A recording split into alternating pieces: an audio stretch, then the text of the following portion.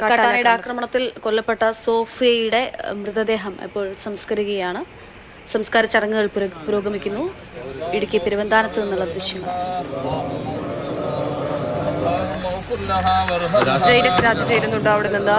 ജെയിൻ, വളരെ ദാരുണമായൊരു സംഭവമാണ്. ഇന്നലെ കുളിക്കാൻ പോകുന്ന സമയത്താണ് കാട്ടാനയുടെ ആക്രമണം ഉണ്ടാകുന്നത്. അങ്ങനെയാണ് സോഫിയ കൊല്ലപ്പെടുന്നത്. ഇപ്പോൾ എന്തായാലും സംസ്കാര ചടങ്ങുകളോടെ പുരോഗമിക്കുകയാണ്. നാട്ടുകാരുടെ ഭാഗത്തു നിന്നൊക്കെ വലിയ രീതിയിലുള്ള പ്രതിഷേധമുണ്ടായിരുന്നു അതിന് പിന്നാലെ. ഇപ്പോൾ എങ്ങനെയാണ് അവിടെ സംസ്കാര ചടങ്ങുകൾ പുരോഗമിക്കുന്നത്? ഒരുപാട് ആളുകൾ എത്തിയിട്ടുണ്ടല്ലേ? തീർച്ചയായിട്ടും നിരവധി ആളുകളാണ് ഈ സംസ്കാര ചടങ്ങുകൾ നടക്കുന്നത്. മുണ്ടക്കയത്തിന് സമീപം വരിക്കാനി ജുമാ മസ്ജിദ് പള്ളിയിലാണ്. പള്ളിയിലെ ഖബർസ്ഥാനിലാണ് ഖബറടക്കം നടക്കുന്നത്. അല്പസമയത്തിനകം തന്നെ ഖബറടക്കം സംസ്കാര ചടങ്ങുകൾ പൂർത്തിയാക്കും. അല്പസമയം മുമ്പാണ് പള്ളിയിലെത്തിച്ച് സംസ്കാരമടക്കം പൂർത്തിയാക്കിയത്. അതിനുശേഷമാണ് ഇപ്പോൾ മൃതദേഹം ഇപ്പോൾ ശ്മശാനത്തിലേക്ക് എത്തിച്ചിരിക്കുന്നത്. നേരത്തെ സൂചിപ്പിച്ചതുപോലെ വളരെ ദാരുണമായിട്ടുള്ളൊരു സംഭവമാണ്. ഇടുക്കി ജില്ലയിൽ ഈ ഒരാഴ്ചക്കിടെ രണ്ടാമത്തെ കാട്ടാന ആക്രമണത്തിൽ ആണ് മനുഷ്യജീവൻ നഷ്ടപ്പെടുന്നത്. ഇന്നലെ വൈകുന്നേരം 5:45 കൂടിയാണ് ഈ സംഭവം ഉണ്ടാകുന്നത്. ഈ വീടിന് സമീപത്തെ നീരുറവയ്ക്ക് സമീപം കുളിക്കുന്നതിനും തുണി അലക്കുന്നതിനും വേണ്ടിയിട്ടാണ് സോഫിയ എത്തിയത്. അവിടെ വെച്ചിട്ടാണ് കാട്ടാനയുടെ ആക്രമണത്തിന് ഇരയാകുന്നത്. അമ്മയെ കാണാത്തതിനെ തുടർന്ന് മകൻ തിരഞ്ഞെത്തിയപ്പോഴാണ് ഇത്തരത്തിൽ മൃതദേഹം ചേതനയറ്റ നിലയിൽ സോഫിയെ കണ്ടെത്തുന്നത്. അതിനുശേഷം അവിടെ വലിയ പ്രതിഷേധം അരങ്ങേറി.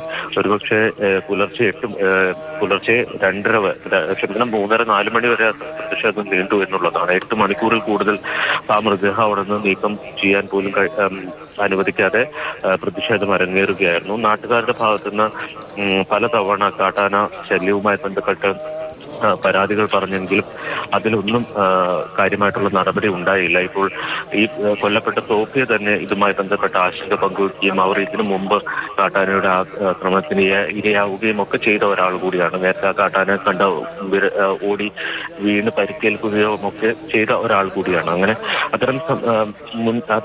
അത്തരം പരാതികൾ ഉണ്ടായിട്ട് പോലും ഈ വിഷയത്തിൽ കാര്യമായിട്ടുള്ള ഇടപെടൽ ഉണ്ടായില്ല. അവിടെ ഒരു സോളാർ ഫെൻസിംഗ് പോലും സ്ഥാപിക്കാൻ അധികൃതർ തയ്യാറായില്ല എന്നുള്ളതാണ്. അതിനെതിരെയാണ് പ്രതിഷേധം ഉയർന്നത്. 4 മണിയോടെ ജില്ലാ കളക്ടർ വിഘ്നേശ്വരി സംഭവ സ്ഥലത്തെത്തുകയും പ്രദേശവാസികൾ ആവശ്യപ്പെട്ട എല്ലാ നിബന്ധനകളും അംഗീകരിക്കുകയും ചെയ്തതിനു ശേഷം മാത്രമാണ് മൃതദേഹം അവിടെ നിന്ന് മാറ്റുന്നത്.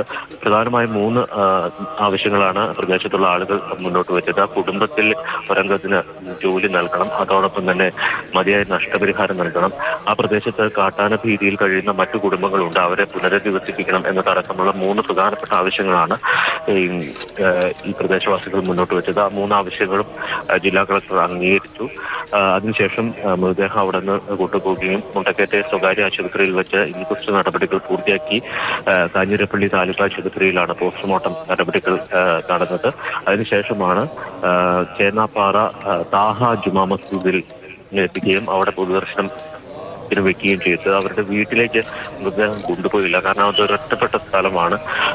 കൃത്യമായി അങ്ങോട്ടേക്ക് എത്താൻ വഴി പോലും ഇല്ലാത്ത ഒരു മേഖലയാണ്. അതുകൊണ്ട് തന്നെ മൃതദേഹം കൊണ്ടുപോകുന്നത് വളരെ ബുദ്ധിമുട്ടായതുകൊണ്ട് തന്നെ മൃതദേഹം പൊതുദർശനത്തിന് വെച്ചത് വീടിന് സമീപത്തുള്ള ചേന്നാപ്പാറ സാഹ ജുമാ മസ്ജിദ് പള്ളിയുടെ മുറ്റത്താണ്. അതിനുശേഷം അവിടുത്തെ പൊതുദർശനത്തിൽ ഏതാണ്ട് 100 കണക്കിന് ആളുകൾ പങ്കെടുത്തു. അതിനുശേഷമാണ് ഇപ്പോൾ മൃതദേഹം മുണ്ടക്കയത്തിന്റെ സമീപത്തുള്ള വരിക്കാനി ജുമാ മസ്ജിദിലേക്ക് എത്തിച്ചിരിക്കുന്നത്. ഇവിടെ ഇപ്പോൾ സംസ്കാര ചടങ്ങുകൾ പുരോഗമിച്ചുകൊണ്ടിരിക്കുകയാണ്. നേരത്തെ വനം വകുപ്പ് വാഗ്ദാനം ചെയ്തതുപോലെ 10 ലക്ഷം രൂപയാണ് നഷ്ടപരിഹാരം പ്രഖ്യാപിച്ചിരുന്നത്. അതിൽ 5 ലക്ഷം രൂപ ഇപ്പോൾ ഈ കുടുംബത്തിന് 12.25 കൈമാറിയിട്ടുണ്ട്. 4 അംഗങ്ങളാണ് കുടുംബത്തിലുള്ളത്. ആ 4 അംഗങ്ങൾക്കും 1.25 ലക്ഷം രൂപ വീതം അവരുടെ ബാങ്ക് അക്കൗണ്ടിലേക്ക് നിക്ഷേപിച്ചിട്ടുണ്ട് എന്നുള്ളതാണ് പറഞ്ഞിരിക്കുന്നത്. അടുത്ത ഘട്ടം, അടുത്ത 2ാം ഗഡു എന്ന് പറയുന്നത് 5 ലക്ഷം രൂപ തന്നെയാണ്. അതുമായി ബന്ധപ്പെട്ട എല്ലാ രേഖകളും ഹാജരാക്കുന്ന മുറയ്ക്ക് ആ പണം കൈമാറും എന്നറിയിച്ചിട്ടുണ്ട്. ഈ കുടുംബം അല്ലെങ്കിൽ പ്രതിഷേധത്തിന്റെ ഭാഗമായി ഉയർന്ന ഒരാവശ്യം സോഫിയയുടെ മക്കൾക്ക്, അവർക്ക് കേൾവിശക്തിയും സംസാരശേഷിയും ഇല്ലാത്ത ഒരാളാണ്, അവർക്ക് ജോലി നൽകണം എന്നൊരാവശ്യം ഇന്നലെ പ്രതിഷേധത്തിന്റെ ഭാഗമായി ഉന്നയിച്ചിരുന്നു. വനം വകുപ്പ് ഇക്കാര്യത്തിൽ ജില്ലാ കളക്ടർക്ക് റിപ്പോർട്ട് നൽകിയിട്ടുണ്ട് എന്നുള്ളതാണ് ഇപ്പോൾ DFO തന്നെ വ്യക്തമാക്കിയിരിക്കുന്നത്. അതായത് ഇവർക്ക് ജോലി നൽകുന്നതുമായി ബന്ധപ്പെട്ട് ഇന്ന കാര്യങ്ങൾ ആവശ്യപ്പെട്ടിട്ടുണ്ടെന്നും വാഗ്ദാനം നൽകിയിട്ടുണ്ട് എന്നത് സംബന്ധിച്ച ഒരു റിപ്പോർട്ട് DFO ജില്ലാ കളക്ടർക്ക് കൈമാറിയിട്ടുണ്ട്.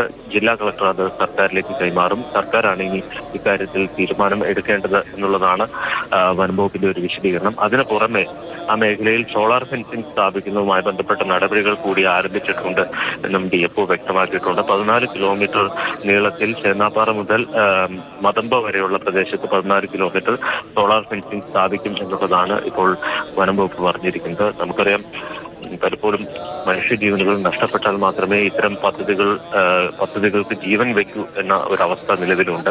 അതിപ്പോൾ ചേന്നാപ്പാറയിലാണെങ്കിലും മുള്ളരിങ്ങാടാണെങ്കിലും മറയൂരിലാണെങ്കിലും എവിടെയാണെങ്കിലും മനുഷ്യജീവനുകൾ നഷ്ടപ്പെട്ടാൽ മാത്രമേ ഇത്തരം പദ്ധതികൾക്ക് ജീവൻ വയ്ക്കൂ എന്ന ഒരു അവസ്ഥ നിലവിലുണ്ട്. എന്തായാലും ദാരുണമായിട്ടുള്ളൊരു സംഭവമാണ്. സംസ്കാര ചടങ്ങുകൾ കബറടക്കം പുരോഗമിച്ചുകൊണ്ടിരിക്കുകയാണ്.